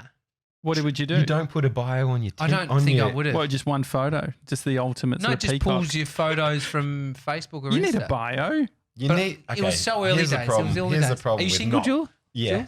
But you are? Yes. But here's the problem with not putting a bio. There's so many fake people on those things. Look, it's different days. You wouldn't do it now. I mean, what's your bio? guy who I don't know if this is going to work for you, mate. Yeah, I'm concerned. Glad I don't need that shit anymore, to be honest. Fuck. No. If you're on Tinder, that's okay. I can't be fucked thinking about dating ever again. I'm not, but yeah. yeah. I mean, You're not on Tinder? are you on Tinder or no? No. What about if you just peacock, go on with Elio? Just Just the clips from the show. People just go like, that's not. Yeah. Who's this? I mean, they don't know. Have you tried many of the dating apps or? Yeah, That was tried. a serious question. No, I remember getting Tinder when it first came out, and I was like, "Oh, this is a great idea," Mm. and then it just like spread like wildfire. But now, no, I find it a bit like kind of whenever I have gone back on there, I'm just like, as soon as I have a conversation with more than one person, I'm like, oh, I can't really keep up. Oh, it with, gets confusing. Yeah. yeah, and I don't know. Yeah, I'd rather just make it simple but yeah. But I think like what's happening nowadays is like people are on, Tinder and then Instagram and then struggling to connect or approach people just in a cafe via like a la Andy Lee, which, I think you don't want to be relying on social media and on Tinder. Yeah. Not that it's wrong, but just like you still need to be able to develop the skill to just go and approach someone. And so you do that? Are you one to be at a cafe? Would you? Oh my God. If anyone who knows me is listening to this, they're like, go on, tell the truth. I just get chatting to people. I've met people on the bus, at like train stations. I think that's just like maybe from being in hospitality and traveling a lot and in like industries where you meet so many new people almost daily sometimes, you can kind of just get chatting to anyone at any point in time. What time of day on the bus? Day? Yeah, what time of day? Because I feel like Mr. 97 catches. Yeah, Mr. 97 catches the bus like end of day and start of day. Do you ever fall in love on the bus? No, I haven't yet. Visually, he's not saying you've legitimately fallen in love. It's like as in like you're like, whoa, I'm in love with that person across there, and the chances of me actually getting a conversation going are very slim. No, not. Depends on the bus line. You think? Yeah. Yeah. Well, definitely. That sometimes happen. Yeah. Like the Frankston line's probably a trickier train than most. I mean, he's coming from Baldwin. It's lovely out there. Is Baldwin a good train? I mean, it's a nice bus. It's a nice bus suburb, nice bus ride in. I mean, you're bus. just focusing on the show, aren't you? He's very focused on helping. He's always listening to audio books. I was sending you the website login this morning. True, on the bus, so. true. Why were you logging into the website? Changed my bio. There was a mistake in it. What was the mistake? It was just a few little spelling things. What do you changed mean? up little bits and bobs. Nothing bad. You didn't run that by. Yeah, you didn't run it by me, but that's okay. I mean, at least you're doing your bio. I changed my icon photo. Did you clear the cache? Didn't clear the cache. What's that? You changed your eye color? Icon photo. Oh, you're going to, Jules, have a bio on our website. Yeah, you go to thedailytalkshow.com and there's a thing where you click guests. And you'll see you pop up. Oh, and cool. Then, Who's writing that? that would be 3D Deal. That one. Yeah. Oh, yeah, cool. Yeah. So, all right. Yeah. Have you had any weird inboxes on Insta since you started on Riverdale? Because I've seen your Instagram's popped. Yeah, a bit. Instagram's on heat. Yeah, it's on heat. It's definitely gotten warmer. Yeah. Yes. Any weird ones that you can share? I think because we're filming a video series with Tully Smythe, who was on Big Brother. She's a well-known influencer in Melbourne, and some of the we couldn't actually put them into the video. Yeah. Dick pics. Yeah, a lot of dick pics. Some of the shit she's been asked on Instagram. Oh yeah. Like exchange for money stuff. Yeah. Well, someone offered a quarter of $1,000,000 for a porno. It's full on. Yeah. It's crazy. I haven't had that one yet. I mean, but I think there's a difference in male and female women approaching men. I don't think. Look, it seems like a sick male thing. I think for the most part, most of the people that have jumped on my Instagram are Riverdale fans and they're fan accounts. So So they're not. You can't even see what they look. Sure. What they look like. I can tell you they're 12. Well, are they all doing memes and shit? Are they all like creating? Yeah. How many times have you been turned into a meme, do you think? What's your favorite meme of yourself? A lot. In character? Well, it's not necessarily a meme. What they do a lot is edits. Yeah, we had Lucy, who worked out of. She was doing work experience. Yeah, she's 16-year-old, but she was obsessed with Stranger Things. Yeah. And there's like this swirling. It's like all this fucking effects. Okay. So the video edits are interesting. Yeah. And I mean, they're just kids getting creative too. But with the show, it's a bit obsessive. But yeah, it'll be just like your pictures, and then they've just taken the pictures, and it'll just be like different like fade to of the next picture, and a different song that usually has like a pretty heavy bass line. So it's do, and it's just like sounds great some on the screamo thing, or like dubstep, and it's like do, and it's like fades to the next picture. They're creating your next post. It's fucking brilliant. No have to worry about your next social post. How often are you responding? They're doing the PR for you. How often do you, if someone DMs you and you don't know them, will you actually write back? For a little while, I was actually writing a lot of people back because I just thought like. It's I don't know. I was like, I should probably try and work at this. Have you got your phone on you? Can we have a look? Oh no. I mean, mine's a sad state of affairs. I got no one. Okay. Please reach out.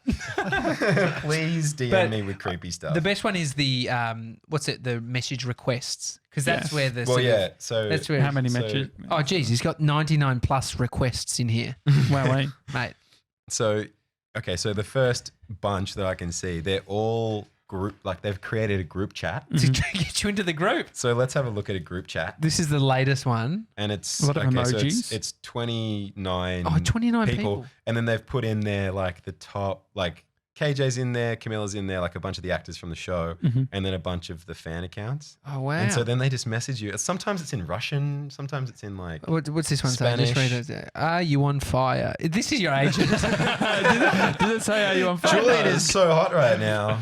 I don't know. Yeah, they're just chatting. What does that say? Look, they're chatting to each other, and then This is weird, man. How? Like, I wonder how They're old just these trying to- kids are. well, they're kids. Do people come up and get asked for selfies?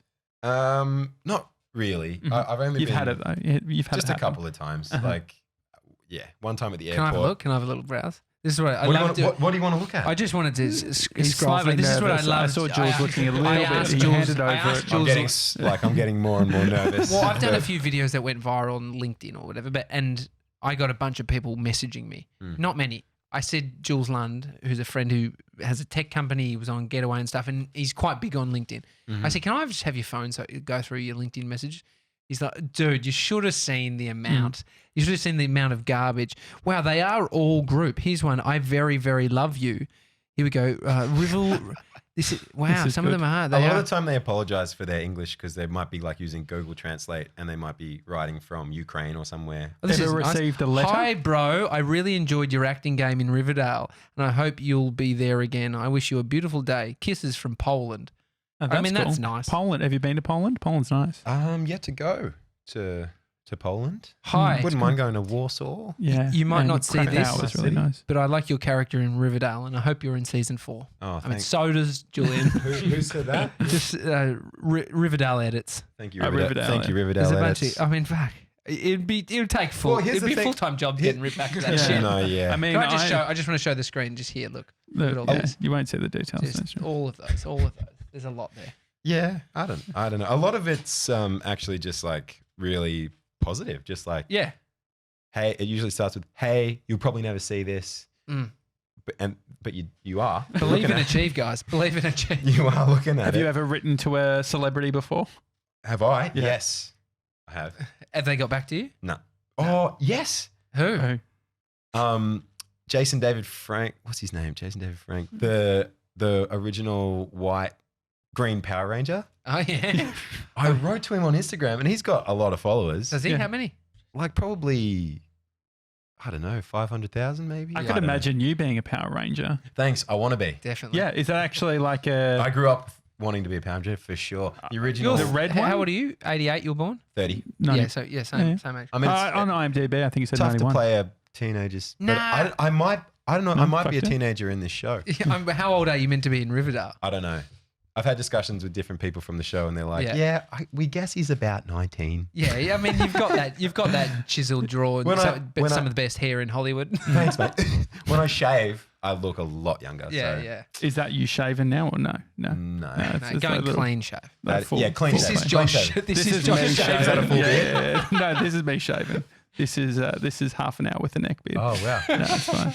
that's impressive. I want to look up the original Power Ranger now. Yeah, we need to find. Did you get any information on that? Jason David Frank, 500k followers. Yeah. There we Oh, go. bang. What's his Okay. bio Shit, say? I know him way too well. That sounded too bang on. I should have said 400,000. 2%. Click link to watch Legend of the White Dragon. That was the Power Rangers movie. No, Nah, no, it's a no, no, no. Kickstarter campaign. I'm pretty sure that is a new thing that he's doing where it's like probably not fan stuff. Crowdfunded. So yeah, crowdfunded stuff. He does everything, and they still get him back on the show. Like that show's still being made. Really? Power Yes, Rangers? It never stopped. What? It never stopped. What channel's it on? I don't know if we've got it here. It's like there's a million seasons of it on Netflix. Really? If you were to check it out, and he's been on like 6 or 7 of the seasons. That's great. He just never stopped.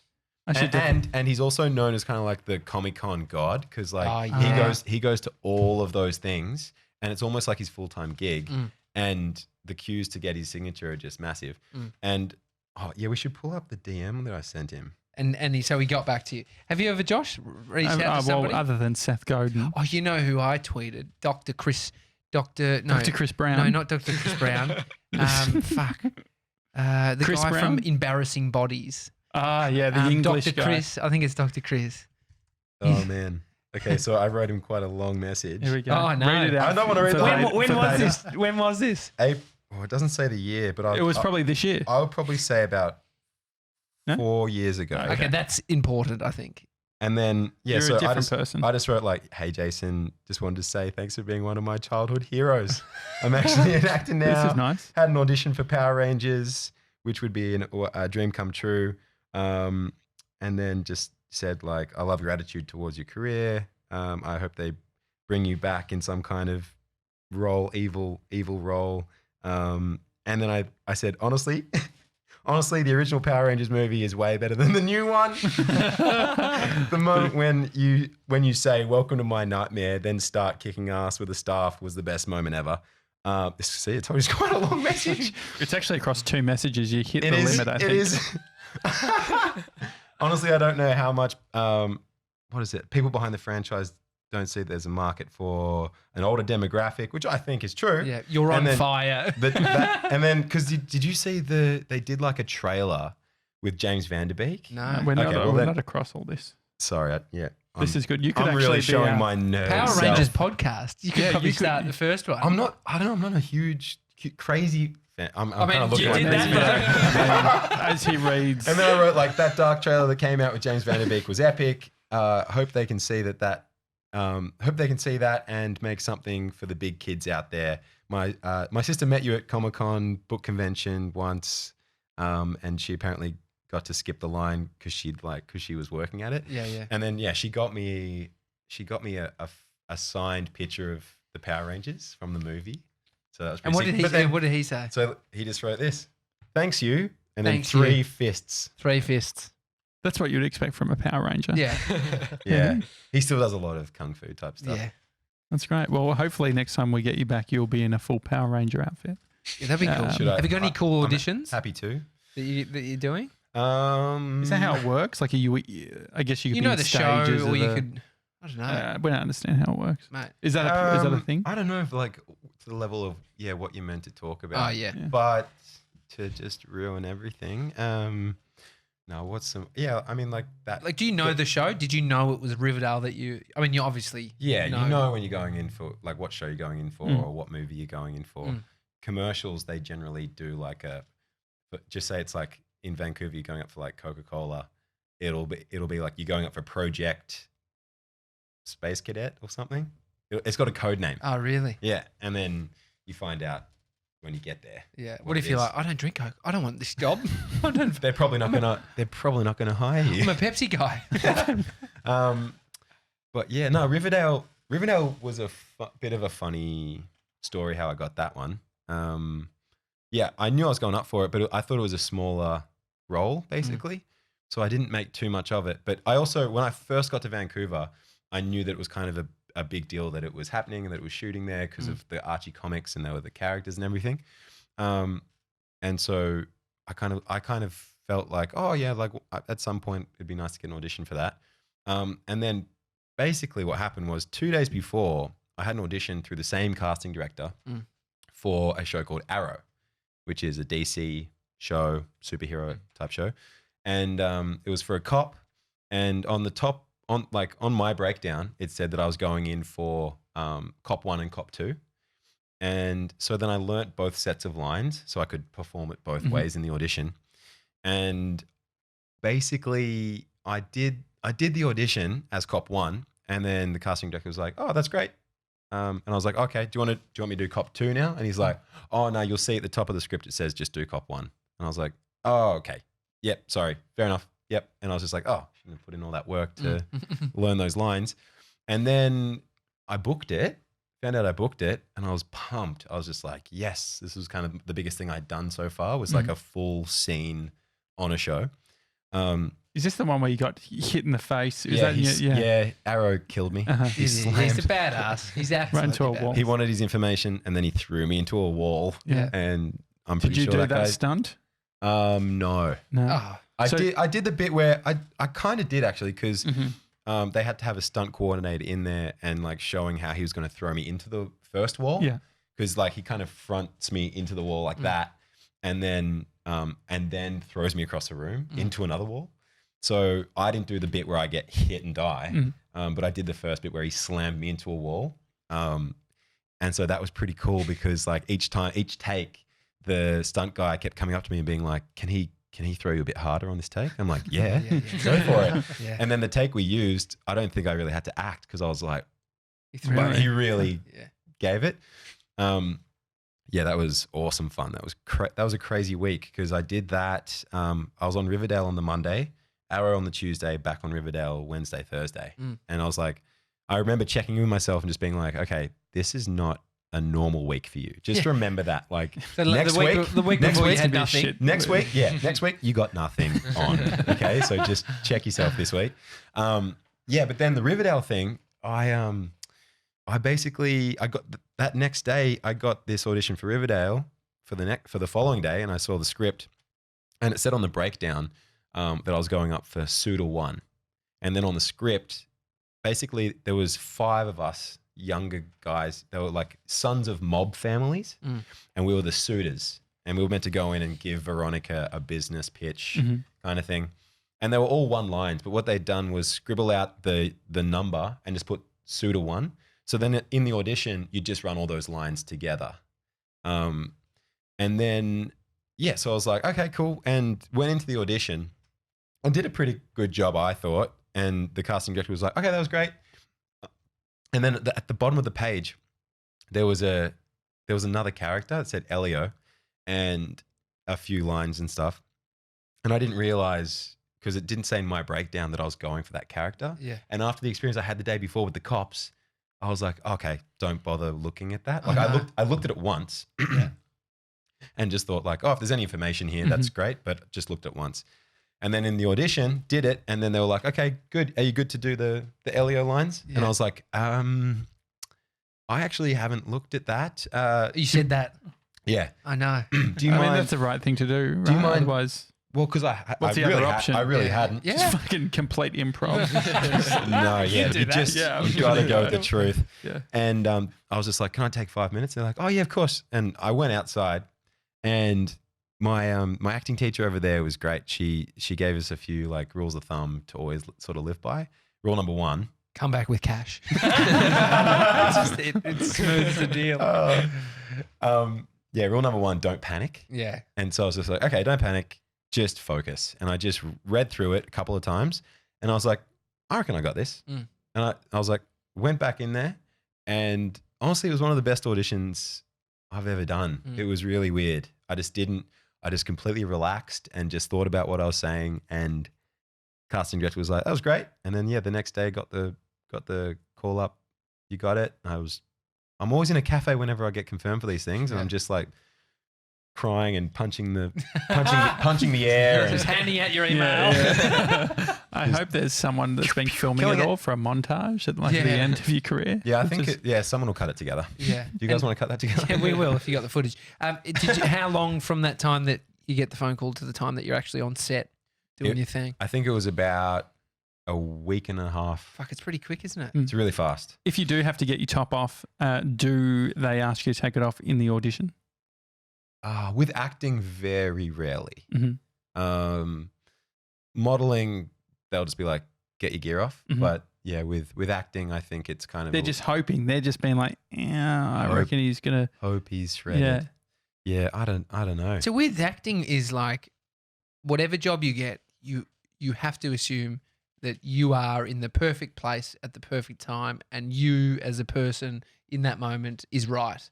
Because what else? Like, I don't think that way. Well, if you don't get it, to worry about. But if you don't get it, what's the other? I mean, that's the optimistic view of it. If I don't get it, look, I wasn't right for that in this moment. It wasn't right for me in this moment. Yeah, I think when in a way, there's sort of less rejection with acting compared to modeling. Like with modeling, a lot of the time, it's kind of pretty direct. Like they'll just be like, oh yeah, don't know if that, like their specific clothing fits perfectly well, or you kind of get a bit of a sense of that. or just like you hear back really quickly. And I think I was used to, like, with modeling for years, I had that experience of kind of pretty like, yeah. I remember one lady in Europe saying like, "Oh, you've been eating." Oh, really? Yeah. It sounds like Shruti's mum. And she was right. I had been eating. Yeah. But I had gotten a little bit bigger because I Yeah. was just decided I don't want to be this skinny, ripped, like small person anymore. I want to actually just train and eat and not worry about that. But yeah, when you have that experience of that kind of thing where you could just start hating yourself, I was just like, no, like this is what I want to do. Mhm. Then I don't know, you used to like, you've copped that kind of rejection and feedback. So then with acting, you just rock up to the audition. And then I think what people struggle with most is just you don't hear back, you know? So it's not really rejection. It's not someone isn't calling, your agent isn't calling you up and being like, hey mate, just letting you know, like that audition, you didn't get that. Does that mean you don't get closure? You don't get called. I think it's trickier when it comes to like a lot of really, really big roles. Like my sister was like when they're testing for stuff and you go into the studios and, you know, they basically get you to act stuff out and you're opposite the other star on the movie or Is whatever. that after auditions? After auditions. My sister tested for the Spider-Man with Andrew Garfield. So they went with Emma Stone. So I was like, you can't be too disappointed because she was a pretty famous person. But that's where I think the rejection is probably the hardest because you've put in so much effort. You've gone in and you've done, these kind of like character reads and chemistry reads and stuff. And then you hear they went with someone else. I think that's probably the toughest ones to get knocked back on. But it'd rattle you. I think it would rattle you. For the modeling stuff, do you have any anti-bloating techniques? Because I've tried apple cider vinegar and I still feel like a fucking blob the next day. It doesn't. bloated. Yeah. Oh yeah. Stop eating shit. Are you gluten intolerant? I just eat a lot of peanut butter toast. Mate, anyone's gluten intolerant. Peanut butter toast is so surely, good, though. isn't there like, there's no bloating? That's not a thing.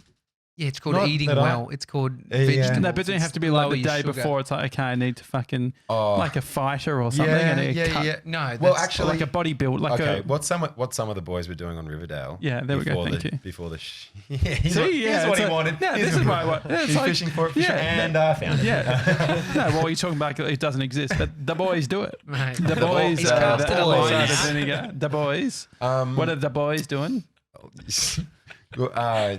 What some of the guys have been doing The is guys. dehydrating. Yeah.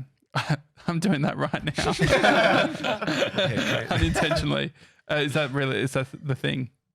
Yeah, because KJ's been doing a lot of boxing scenes, and then I don't think he really does it. He just tries to stay in shape. But Mark Consuelos, who plays Veronica's dad, he had to be shirtless in some of the scenes in the steam room with me, and he was just jacked and ripped. And he was talking about how he was dehydrating himself to look more ripped and everything. It's what bodybuilders do. But I will say there is So 6, 8, 12 fucking years of training before that. Then you go. I'm not asking going to for that. dehydrate I for a just couple wanted of to days. feel nicer in my jumper. you're not going to look that shredded if you just like you've just been eating whatever for weeks and not training, years. and then you don't Dehydration. drink water. That's not gonna. That isn't how it works. You need to add the apple cider vinegar. You refer to bodybuilders is because they've been doing this systemized training for the past 6, 8 But months. what does happen?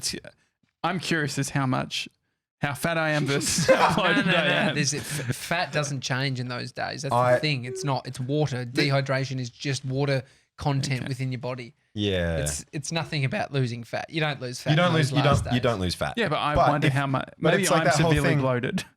I ate, Let's let him think that. yeah. Yeah, but you were actually. No, but I stopped eating. Like if you got off carbs and sugar for a good 8 weeks, you feel slimmer. But I'd and also that is the less be- bloat. There's yeah. less bloat because you're drinking more water But and also you're be eating skinny. more. Also, I found just being in Australia, I don't know what it is, but I think I feel less bloated in I'm general. less bloated. Just eating.